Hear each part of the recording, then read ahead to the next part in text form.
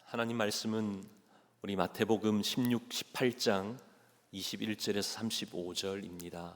우리 마태복음 18장 우리 21절에서 35절까지 말씀을 제가 한 절, 우리 성도님께서 한 절 읽으시고 우리 마지막 35절은 함께 봉독합니다. 그때에 베드로가 나와 이르되 주여, 형제가 내게 죄를 범하면 몇 번이나 용서하여 주리이까? 7번까지 하오리이까? 예수께서 이르시되 네게 이르노니 7번뿐 아니라 7번을 70번까지라도 할지니라. 그러므로 천국은 그 종들과 결산하려 하던 어떤 임금과 같으니 결산할 때에 10,000달란트 빚진 자 하나를 데려오매 갚을 것이 없는지라 주인이 명하여 그 몸과 아내와 자식들과 모든 소유를 다 팔아 갚게 하라 하니 그 종이 엎드려 절하며 이르되 내게 참으소서, 다 갚으리다 하거늘 그 종의 주인이 불쌍히 여겨 놓아 보내매 그 빚을 탕감하여 주었더니 그 종이 나가서 자기에게 100다니론 빚진 동료 한 사람을 만나 붙들어 목을 잡고 이르되 빚을 갚으라 하매 그 동료가 엎드려 간구하여 이르되 나에게 참아주소서, 갚으리이다 하되 허락하지 아니하고 그 갚도록 옥에 가두거늘 그 동료들이 그것을 보고 몹시 딱하게 여겨 주인에게 가서 그 일을 다 알리니 이는 주인이 그를 불러다가 말하되 악한 종아, 내가 빌기에 내가 네 빚을 전부 탕감하여 주었거늘 내가 너를 불쌍히 여김과 같이 너도 내 동료를 불쌍히 여김이 마땅하지 아니하냐고 주인이 노하여 그 빚을 다 갚도록 그를 옥졸들에게 넘기니라. 함께 봉독합니다. 너희가 각각 마음으로부터 형제를 용서하지 아니하면 나의 하늘 아버지께서도 너희에게 이와 같이 하시리라. 아멘. 살아계신 하나님 말씀입니다. 여러분 생각에 구원받은 성도에게 가장 어려운 일이 무엇이라고 생각하십니까? 아마도 용서 아니겠습니까? 그러게 사람마다 용서에 대해서 나타나는 반응이 다 다르다는 겁니다. 어떤 분은 용서가 용서해야만 한다, 이 부담감으로 다가오기도 한다는 것이죠. 어떤 사람은 용서하고 싶지 않다는 그 거부감으로 다가올 수도 있고요. 누군가는 왜 용서해야 하나, 억울함이 마음 가운데 솟구쳐 오르기도 한다는 것이죠. 하지만 방금 언급한 것들은 모두가 다 피해자의 그런 입장에서 가질 수 있는 생각과 마음입니다. 반대로 가해자라면 용서가 바로 그에게 있어서는 용서해 주었으면 좋겠다, 그런 바라는 그런 마음이 있을 수도 있고요. 용서를 구해야 한다는 그런 압박감, 그런 부담으로 다가올 수도 있다는 겁니다. 그러나 분명한 것은 용서는 모두에게 불편하다는 겁니다. 또한 쉽지 않고 어렵다는 것이죠. 그럼에도 우리는 왜 용서해야 된다는 이 말씀을 함께 나누어야 합니까? 그건 성경에서 분명 우리에게 명령하고 있기 때문이죠. 말씀하기 때문입니다. 그뿐만이 아니라 예수님께서 가르쳐 주신 기도에도 보면 용서에 대해서 기도하라고 말씀하십니다. 우리가 우리에게 죄 지은 자를 사하여 준 것 같이 어떻게 하라고요? 우리의 죄를 사하여 주시옵고. 우리에게 죄 지은 자를 사하여 준 것 같이 우리의 죄를 사해 달라고 그렇게 기도하라. 우리 주님이 그렇게 말씀하셨다는 겁니다. 그만큼 용서가 중요하지만 한편으로 어렵다는 것이죠. 그럼에도 예수 믿는 사람이라면, 그리스도인이라면, 성도라면 바로 용서의 이 말씀 앞에 순종해야 한다는 겁니다. 순복해야 한다는 것이죠. 용서의 삶을 살아가야 한다는 겁니다. 그러시면서 오늘 우리에게 분명한 말씀으로 권면하고 있지 않습니까? 오늘 말씀 21절을 보십시오. 베드로가 예수님께 묻습니다. 주여, 형제가 내게 죄를 범하면 몇 번이나 용서하여 주리까? 7번까지 하오리까? 우린 여기서 그 베드로의 이 질문 가운데 두 가지를 먼저 한번 생각해 보아야 합니다. 첫째는 형제가 범죄할 때입니다. 여기서 형제라는 것은 그저 그런 사람이 아니죠. 아주 가까운 사람, 신뢰할 수 있는 사람입니다. 자신이 신뢰했던 사람이 범한 죄, 그것에 대해서 말씀하고 있는 겁니다. 모르는 사람에게 받은 그 죄로 인한 그런 상처, 그 가벼운 상처를 얘기하는 것 아니죠.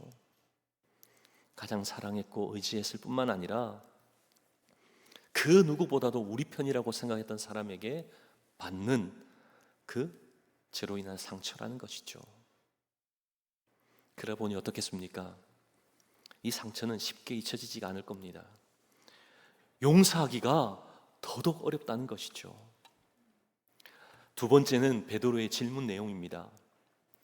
몇 번이나 용서해야 됩니까? 7번까지 용서하면 됩니까? 이 질문이잖아요. 당시 유대 사회에서는 3번만 용서하면 됐습니다. 3번은 용서하되 4번째부터는 용서하지 말라라고 유대인의 문헌에도 분명하게 명시되어 있습니다. 3번만 눈 감고 참으면 되는 거죠. 그 나머지는 그것에 대해서 징벌해도 된다는 겁니다. 하지만 베드로는 몇 번이라고 얘기합니까? 7번. 아마 이 이야기를 했을 때 뿌듯한 마음으로 자신감 있게 예수님이 7번 하면 되지 않겠습니까? 이렇게 아마 얘기했을 겁니다. 한번 생각해 보십시오. 아마도 이 베드로가 너무나 실수가 많은 사람이었기에 이렇게 주님께 얘기하지 않았을까요? 아니면 우리 주님이 늘 사랑을 강조하기에 3번보다는 그것보다 2배 이상인 7번을 그렇게 말했을 수도 있다는 겁니다. 아무튼 몇 번이라는 횟수를 이 베드로는 듣고 싶어서 예수님께 질문을 했던 것이죠. 그런데 예수님의 대답은 어떻습니까? 너무나 의외입니다. 22절입니다. 우리 함께 봉독할까요? 예수께서 이르시되 네게 이르노니 7번뿐 아니라 7번을 70번까지라도 할지니라. 아멘. 7번을 70번까지, 우리 이 말씀이 어떤 의미입니까? 7 곱하기 70이 얼마입니까? 490번이죠. 그럼 이 말씀이 490번까지만 용서하고 491번째는 폭발해도 된다는 겁니까? 제가 어렸을 때 이 본문 말씀을 주일학교 때 배웠습니다. 이 배우고 나서는요, 액면 그대로 490번만 용서하면 되지 이 생각 가지고 그때부터 용서한 횟수를 세기 시작했다는 겁니다. 참 대단하죠? 여러분도 이렇게 하시지 않으셨습니까? 그런데 만약 이렇게 했다면 오늘 말씀을 제대로 이해하지 못한 겁니다. 잘못 해석하고 있는 것이죠. 왜냐하면 용서의 횟수를 센다는 것, 그것은 복수의 날을 기다리는 거잖아요. 이것 실제로 용서한 것이 아니라는 겁니다. 그렇다면 이 말씀이 의미하는 바가 무엇입니까? 이것은 바로 계속해서 용서하라는 겁니다. 무한대로 용서하라는 것이죠. 용서받은 자로서 당연히 용서하는 자가 되어야 함을 우리 주님이 말씀하는 겁니다. 용서의 횟수가 아니라 용서의 태도를 말씀하는 것이죠. 그러시면서 우리 주님이 비유로 말씀하십니다. 천국을 살아가는 거듭난 사람의 그 용서의 모습이 어떠해야 되는지 분명히 우리에게 보여주시기 위해 한 이야기를 들려주시죠. 어떤 종이 주인에게 10,000달란트를 빚진 10,000달란트를 빚진 그런 종이 있었다는 겁니다. 여러분, 이 10,000달란트 어느 정도인지 여러분 감이 잡히십니까? 이 10,000달란트가 어느 정도인지를 알려면 먼저 한 데나리온의 값어치를 알면 쉽게 이해할 수 있습니다. 한 데나리온은 노동자의 하루의 품삯입니다. 노동자의 하루 품삯인 이 한 데나리온을 20년 동안 모으면 그게 한 달란트가 됩니다. 이해가 되십니까? 한 데나리온 노동자의 하루의 품삯인데요, 이걸 20년 동안 모아야 뭐가 된다고요? 1달란트가 된다는 겁니다. 근데 오늘 본문에는 이 종이 주인에게 몇 달란트를 빚졌다고요? 10,000달란트, 10,000달란트입니다. 전혀 놀라지 않으시는군요. 10,000달란트는 한 사람이 20만 년을 안 쓰고 벌어야 갚을 수 있는 돈입니다. 감사합니다. 원화로는요 6조입니다. 달러로는요 6 빌리언 달러즈입니다. 돈이 많으시군요. 상상도 할 수 없을 큰 금액입니다. 좀 더 쉽게 감이 오도록 말씀드리자면, 지금 우리 교회, 이 정도의 교회를 1,000개나 더 지을 수 있는 비용입니다. 이래도 전혀 안 놀라시는군요. 네. 이 돈을 주인이 종에게 어떻게 했다는 겁니까? 25절에 보면 주인이 명하여서 갚도록 했다는 것이죠. 그 몸과 아내와 자식들과 모든 소유를 팔아 다 갚게 하라. 그래서 종이 어떻게 합니까? 26절에 보면 엎드려 절하면서 내게 참으소서 다 갚으리다. 근데 이 종이 정말 갚을 수 있어서 이렇게 고백한 것일까요? 말은 그렇게 해도 종 스스로는 분명히 알았을 겁니다. 도저히 갚을 수 없다는 것을 분명 알았다는 것이죠. 그러기에 엎드려 절하며 간청했다는 것이죠. 그래서 주인이 어떻게 했습니까? 27절을 보시면 모든 빚을 탕감해 주었다는 겁니다. 빚이 없는 것으로 그렇게 주었다는 것이죠. 사실 이것은 현실적으로 좀 불가능한 이야기다, 우리 그렇게 받아들이지 않습니까? 그런데 중요한 것은 오늘 본문의 주인은 종의 빚을 탕감해 주었다는 겁니다. 그런데 오늘 말씀을 읽어보시면요, 왜 주인이 탕감해 주었는가, 그 이유가 나옵니까? 그 이유도 없이, 조건 없이 탕감해 주었다는 겁니다. 어떻게 이런 일이 가능하죠? 방금 읽었던 27절 이 말씀을 우리가 눈여겨보시면 조금 힌트를 얻을 수 있습니다. 주인의 마음을 알 수 있는데요, 그 단어를 발견할 수 있죠. 어떤 마음입니까? 27절을 보시면 불쌍히 여겨. 불쌍히 여긴다는 이 말은 목자가 없이 방황하는 양들을 바라보시며 아파하셨던 우리 주님의 마음을 나타내는 표현입니다. 우리 주님의 마음이 불쌍히 여기심에 대한 그 마음, 그것임을 말씀하는 것이죠. 그뿐만이 아니죠. 하나님이 죄인인 우리를 바라보실 때 가지셨던 그 마음이 불쌍히 여겨입니다. 주인에게 이 마음이 있었기에, 불쌍히 여겼기에 무조건 용서함이 있었다는 것이죠.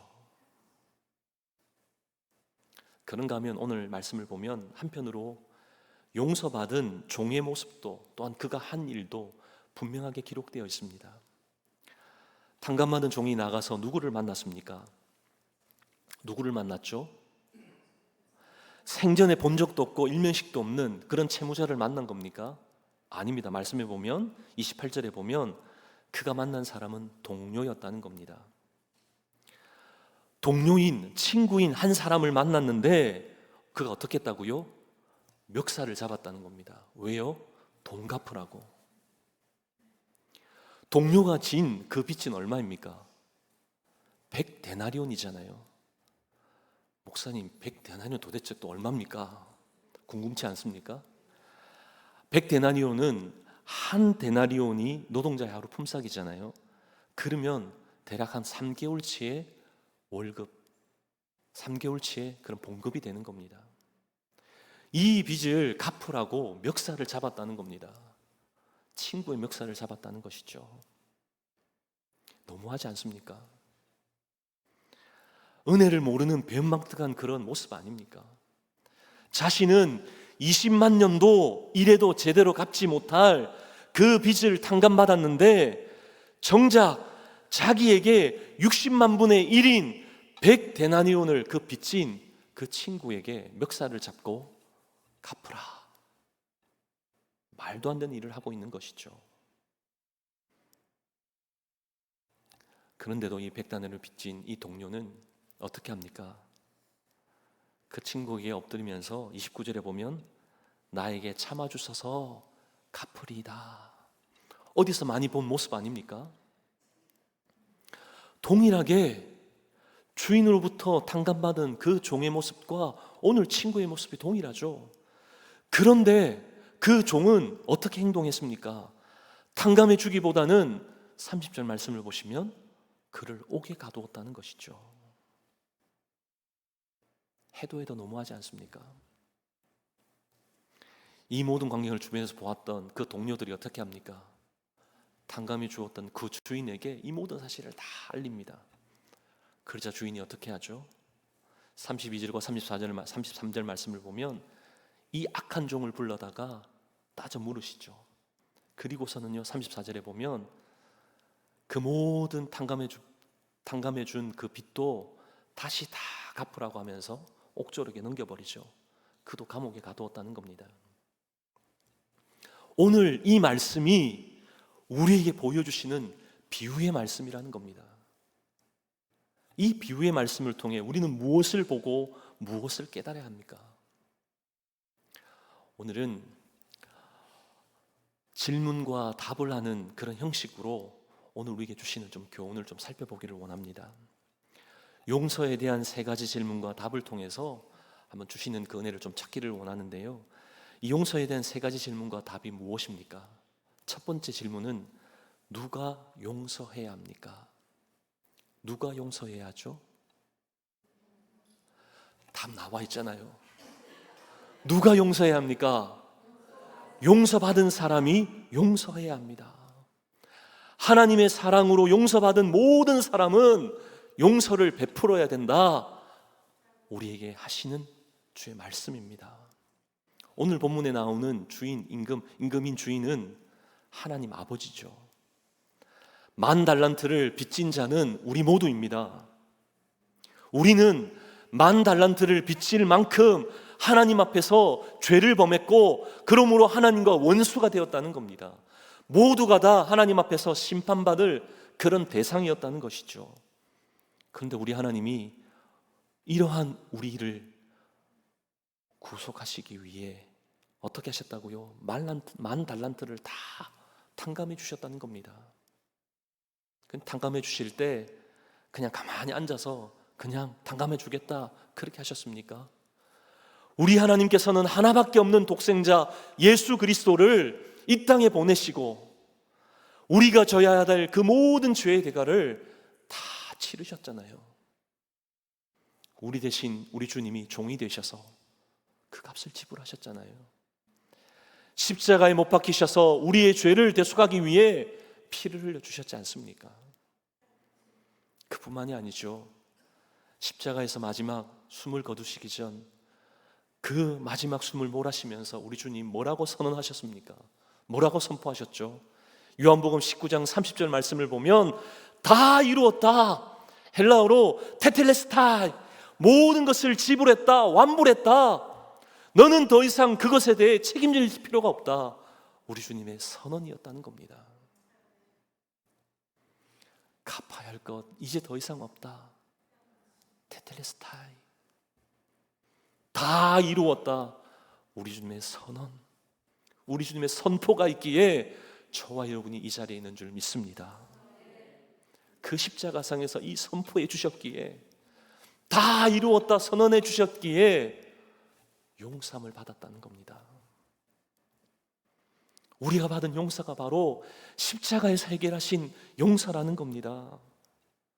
그러기에 우리가 예수님을 믿는다라고 하면, 다르게 표현하면 우리가 일생도록 갚아야 하고, 아니 갚을 수도 없는 모든 빚을 우리 주님이 십자가에서 대신 갚아주셨습니다. 이것을 믿는 것이 바로 우리 주님을 믿는 것이다 하는 것이죠. 로마서 5장 8절을 보면 우리가 아직 죄인 되었을 때에 예수님께서 십자가를 지심으로 하나님이 우리에 대한 자기의 사랑을 어떻게 하셨다고요? 확증하셨다라고 분명히 말씀하십니다.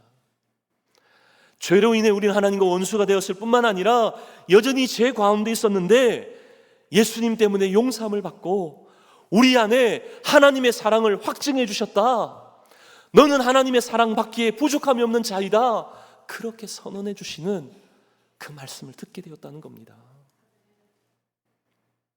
그러게 우리는 예수님에 대한 이 용서를 받았기에 우리는 용서해야 된다. 그것 말씀하고 있는 겁니다. 다시금 묻습니다. 누가 용서해야 합니까? 용서받은 자가 용서해야 되죠. 하나님의 사랑으로 예수님 때문에 용서받은 우리가 용서하는 저와 여러분 되기를 간절히 소망합니다. 두 번째 질문입니다. 무엇을 용서해야 합니까? 무엇을 용서해야 하죠? 답이 나와 있죠. 어떤 사건도 어떤 사람도 용서해야 합니다. 모두 다 용서해야 하는 것이죠. 우리가 무엇을 용서받았는지를 생각해 보면 쉽게 답을 찾을 수 있습니다. 하나님의 사랑을 받은 사람, 하나님의 사랑을 아는 사람은 용서함에 있어서 이유가 없죠. 왜냐하면 나 같은 죄인도 사랑하고 용서하신 예수님만이 우리의 용서의 이유가 되시잖아요. 그 어떤 것에도 용서의 이유를 찾을 수 없습니다. 그러기에 우리가 하는 용서는 제한이 있어서는 안 된다는 겁니다. 누구나 죄인이기에 누구나 용서의 대상이 되어야 한다는 것이죠. 우리 스스로 그렇게 죄악을 두어서는 안 된다는 겁니다. 죄의 무게 때문에 좌우되지도 않아야 하고 상대의 그런 상황에 의해서 제한되어서도 안 된다는 겁니다. 용서받았기에 어떤 사건도 어떤 사람도 용서해야 한다는 겁니다.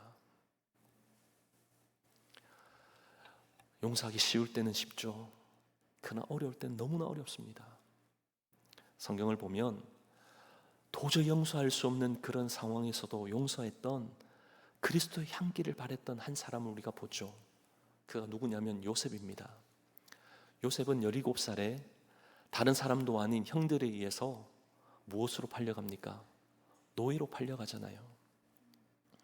노예로 팔려간 삶이 시작되었습니다. 근데 그것으로 끝나지 않죠. 감옥까지 갇히게 됩니다. 감옥까지 가게 되죠. 그런데 그 감옥에서 하나님 은혜로 어떻게 됩니까? 애굽의 총리가 되잖아요. 왕 다음으로 높은 지위에 오르게 됩니다. 그런데 이스라엘에 있어서 가뭄이 밀어닥치죠. 그 가운데 살기 위해서 요셉의 형들도 이 애굽으로 찾아왔습니다. 찾아와서 총리 앞에서 자신의 그런 상황들을 아뢰입니다. 그 무릎 꿇고 여러 가지를 이야기하죠. 그 무릎 꿇고 있는 그 형들을 향해서 요셉이 뭐라고 얘기합니까? 창세기 50장 19절 20절 말씀을 보면 우리 함께 말씀 봉독할까요?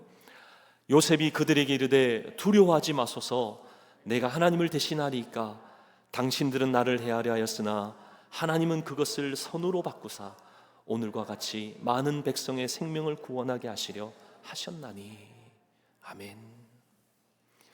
여러분 방금 읽은 이 요셉 이 고백 속에 진정한 용서가 담겨 있다는 거 느껴지지 않으십니까?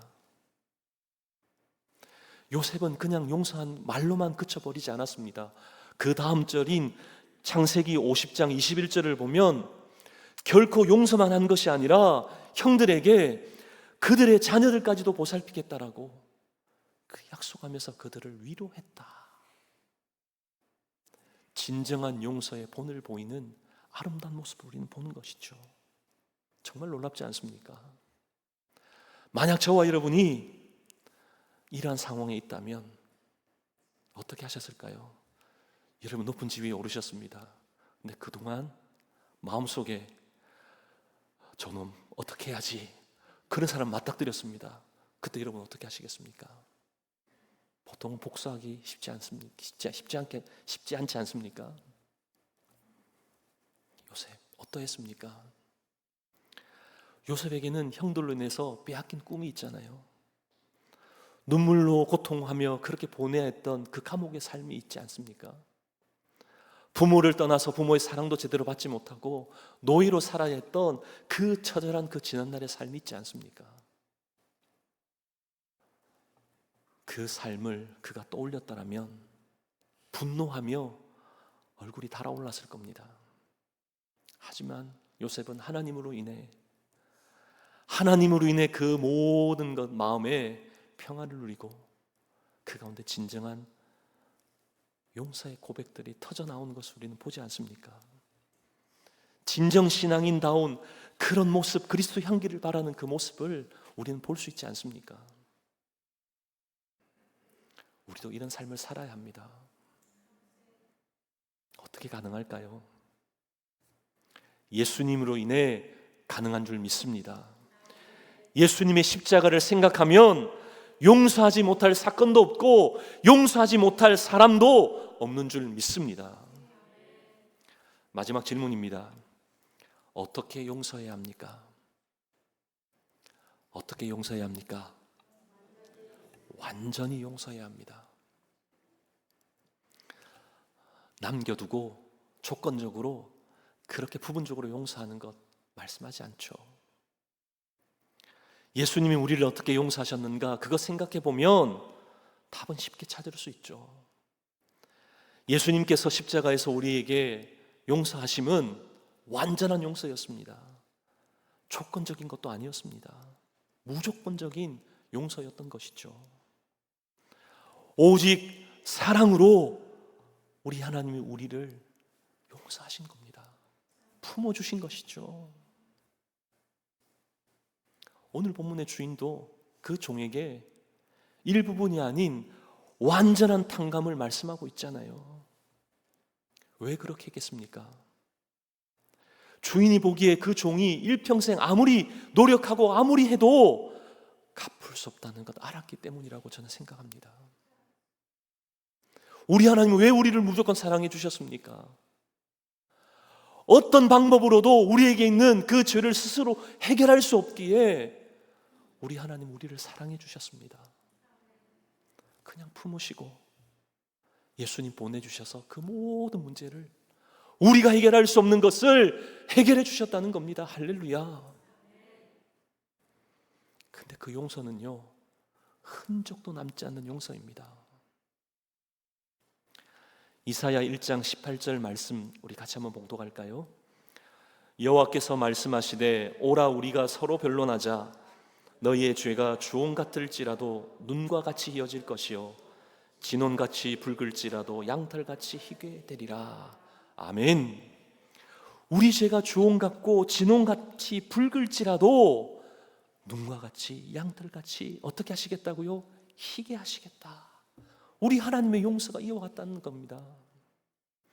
여러분, 주황색을 아무리 여러분이 뭘 섞고 해서 막 노력해도 결코 하얀색이 될 수 없는 것 아십니까? 혹시 궁금하시면 오늘 집에 가셔서 물감 가지고 주황색에다가 한번 실험해 보십시오. 아무리 노력해도 희게 될 수 없습니다. 그럼 이게 무슨 말입니까? 우리 하나님께서 근본적으로 바꾸셨다는 겁니다. 새로운 피조물 되게 하셨다는 것이죠. 전혀 다른 것이 되게 하셔서 죄에 대해서는 기억지 못하시도록 그렇게 우리를 바꾸셨다는 겁니다. 할렐루야.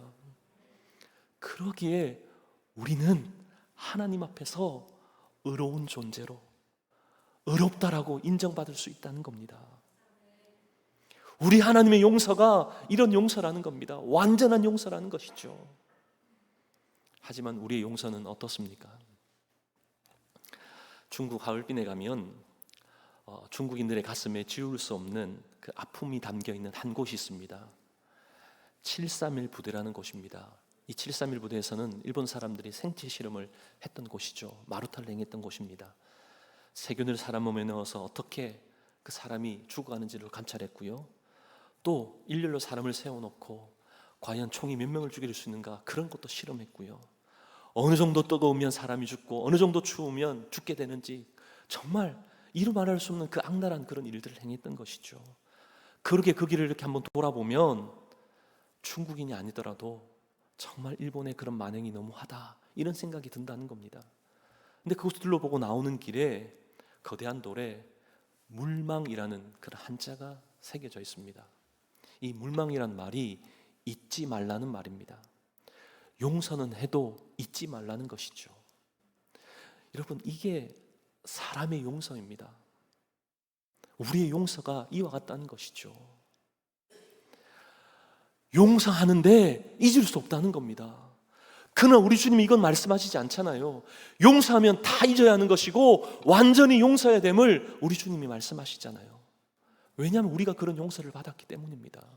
히브리서 10장 17절 말씀을 보면 또 그들의 죄와 그들의 불법을 내가 다시 기억지 아니하리라 우리 주님 말씀하셨잖아요. 또 시편 103편 12절에서도 동이 서에서 먼 것 같이 우리 죄가를 우리에게서 멀리 옮기셨다. 우리 하나님 다시금 기억지 않기 위해서 멀리 옮겨버리셨다는 겁니다. 우리 하나님의 용서가 바로 이러한 용서였습니다. 흔적도 없는 그런 죄에 대한 용서였다는 것이죠. 우리가 그 용서를 받았다는 겁니다.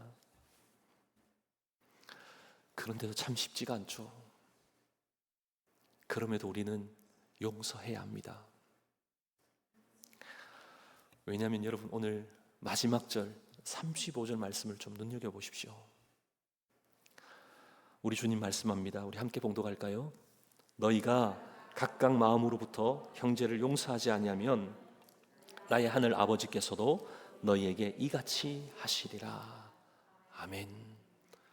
우리 주님이 오죽 답답하셨으면 우리에게 협박적으로 말씀하실까요?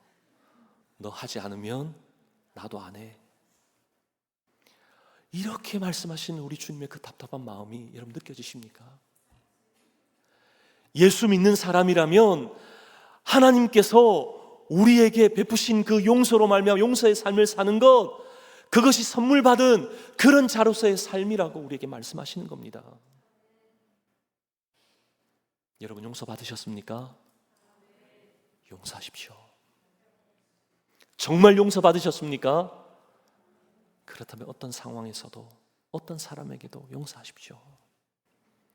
적당한 용서가 아니라 완전한 용서이기를 바랍니다. 용서는 하나님의 사랑을 아는 사람의 마땅한 반응입니다. 자연스러운 반응이라는 것이죠. 용서는 하나님의 용서를 보여주는 그림자입니다.